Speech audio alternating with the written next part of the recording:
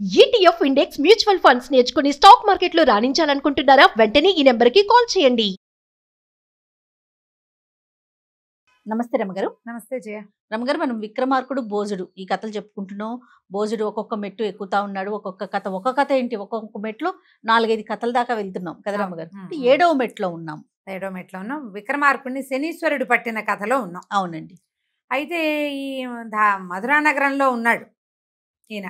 ఆదిత్యుడు అనే పేరు పెట్టుకుని రత్నమాల అనే ఒక కురూపితో, ఒక అనంతుడు అనే పాము, జలధరుడు అనే ఒక కప్ప సహాయంతో ఉంటుంటే రాజుగారి ఈ రత్నమాల మహాసౌందర్యవతిని గమనించి ఇతన్ని వేరే ఒక రాజ్యానికి పంపించి, అది ముండక నగరం అనుకుంటున్నా, నాకు అలాగే గుర్తుంది, మధ్యలో గ్యాప్ వచ్చేసరికి పేర్లు మర్చిపోతున్నాను చూసారు. ఈ ముండక నగరంలో అద్భుతమైన ముత్యాలు దొరుకుతాయి, అక్కడికి వెళ్ళి ముత్యాలు పట్టురమ్మన్నారు. నిజానికి అక్కడ ఏమైంది, అక్కడ ముత్యాలు పుట్టవు, తయారు చేస్తారు కాదు. అక్కడ ఒక ప్రత్యేకమైన కథ ఉంది, నువ్వు మర్చిపోయావు, ప్రేక్షకులు గుర్తుంటుంది. ఆ రాజ్యపు యువరాణి ముత్యాలు రాలితే మౌక్తికాంబ. అయితే ఇంకక్కడి నుంచి ముత్యాలు రావు, అక్కడ ఏదో అయ్యింది క్రైసిస్. వీళ్ళకి తెలుసు, ఈ రాజుకిను ఈ కర్కోటకుడు ఘోటకుడు వాళ్ళకి తెలుసు. కావాలని ఏం చేశారు, అక్కడికి వెళ్తే రాజు దొరికిపోతాడు. ఇతని రాజు అనుకోట్లా, విక్రమార్కుడు అనుకోట్లా, ఆదిత్యుడు అనే కుర్రవాడు. ఈ కుర్రాన్ని కనుక మనం అక్కడికి పంపించేస్తే ఇక్కడున్న సౌందర్యవతిని మనం చేజిక్కించుకోవచ్చని భావించారు.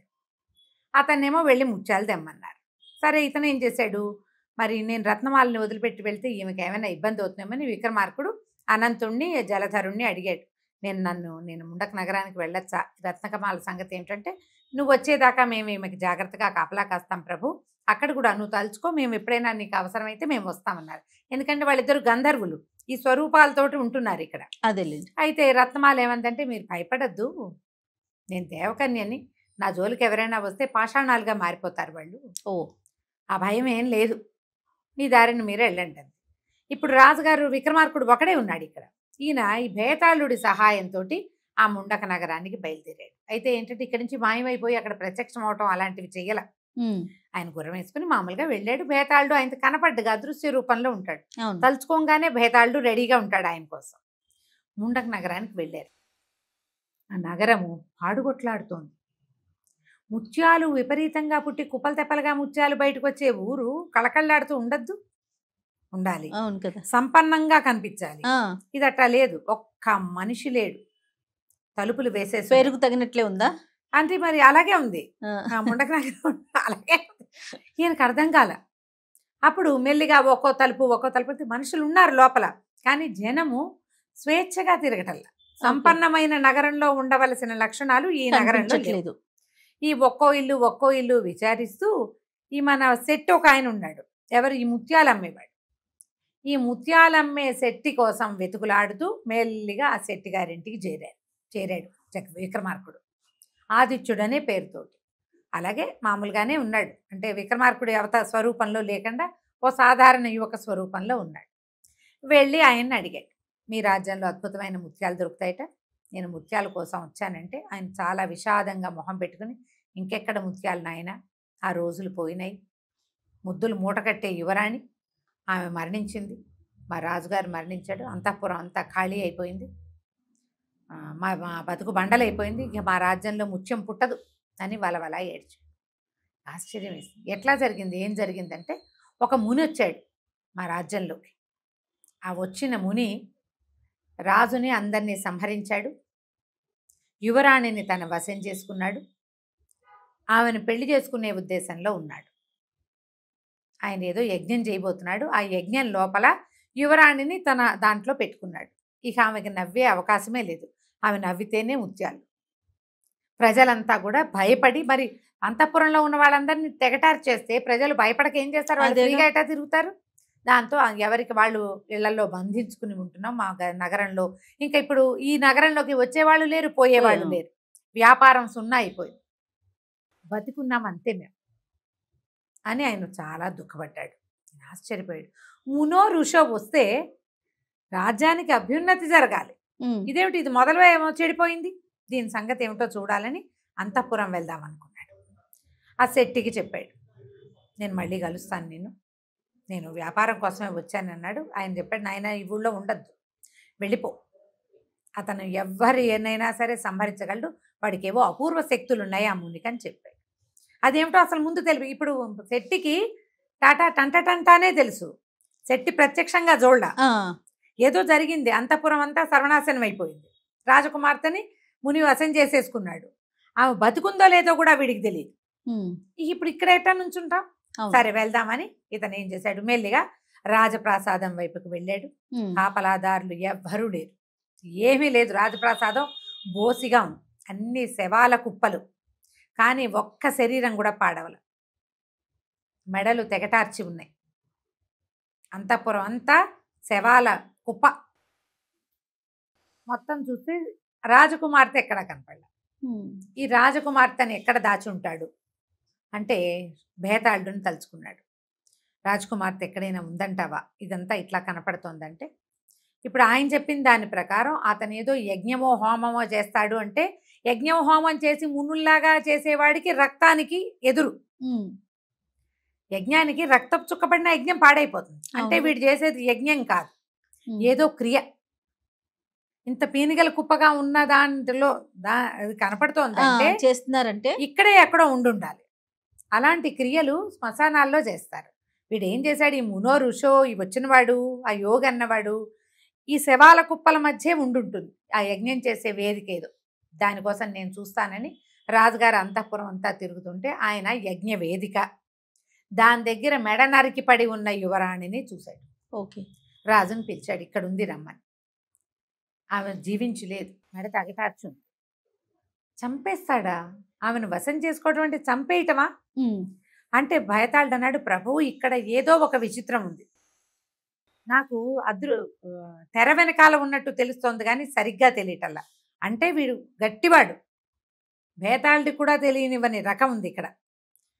ఈమె మరణించినట్టుంది కానీ ముఖం బాగానే ఉంది, మెడ అయితే నరికేసింది, ముఖము బాగుంది, శరీరము బాగుంది.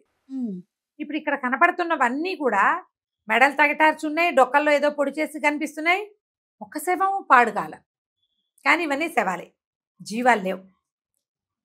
ఎట్లా ఉందో చూడు అక్కడ. ఒక పని చేద్దామని నేనేం చేశాడు, అక్కడ అటు ఇటు అయితే అక్కడ ఒక మంత్రదండం కనపడుతుంది.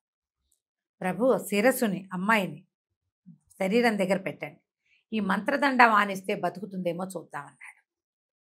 సరే రాజు ఏం చేశాడు, మరి భేతాళుడు ఇచ్చాడు ఐడియా, ఆయనకి అంతా కనపడుతోంది, ఏం చెయ్యాలో తెలియటల్లా. ఆ తల అటు ఇటు పడేసి ఉన్నాయి, తల బాడీ రెండింటిని ఒకసారి ఒక లైన్లో పెట్టి ఆ మంత్రదండం పెట్టి ఇట్లా అటు ఇటు ఊపేసరికి రాజకుమార్తె లేచి కూర్చుంది. లేచింది, ఈయన చూడంగానే ఉలిక్కి పడింది, తర్వాత కొంచెం సిగ్గుపడింది. కుర్రాడు ఎదురుగుండా ఉన్నవాడు, ఎవరు మీరు అంది. మళ్ళీ ఏమంది, మీరే ఇలా వేషం వేసుకుని వచ్చారు కదూ అనేసరికి ఈయన అన్నాడు, అమ్మా నేను వేషం వేసుకుని రాలేదు, మీరెవరు, ఇక్కడ ఏం జరుగుతోంది అంటే ఆవిడ కొంచెం దుఃఖంగా మొహం పెట్టి, నేను ఈ రాజ్యపు రాకుమార్తెని, నా పేరు మౌక్తికాంబ, ఈయన ఒక ఋషి మా ప్రాంతానికి వచ్చాడు, ఆయన ఏదో యజ్ఞం చేసుకోవటానికి సహాయం అడగటానికి వస్తే ఆయన వేషం చూసి ఆ కాపాలికుడిలాగా ఉండేసరికి మా తండ్రి ఆయన్ని లెక్క చేయలేదు. దాంతో ఆయన మా మొత్తం అంతఃపురంలో వాళ్ళందరినీ సంహరించి నన్ను తన వశం చేసుకున్నాడు, నన్ను వివాహం చేసుకోమని అడుగుతున్నాడు. యజ్ఞం అయ్యాక పెళ్లి చేసుకుంటాట. అందుకని ఆ యజ్ఞానికి ఇంకా కొద్ది రోజుల సమయం ఉంది, కొంత సమయం ఉంది. ఆ సమయం లోపల రోజు ఆయన బయటికి వెళ్ళేటప్పుడు నా మెడ నరికి ఇక్కడ పెడేసి వెళ్ళిపోతాడు. ఆయన వచ్చాక మళ్ళీ నన్ను జీవింపజేసి నన్ను బతిలాడతాడు, పెళ్లి చేసుకో పెళ్లికి ఒప్పుకోమని. ఆ యజ్ఞం జరిగాక ఆయన మొత్తం ప్రపంచానికి ఏలికవుతాడట. అలాగని చెప్తున్నాడు.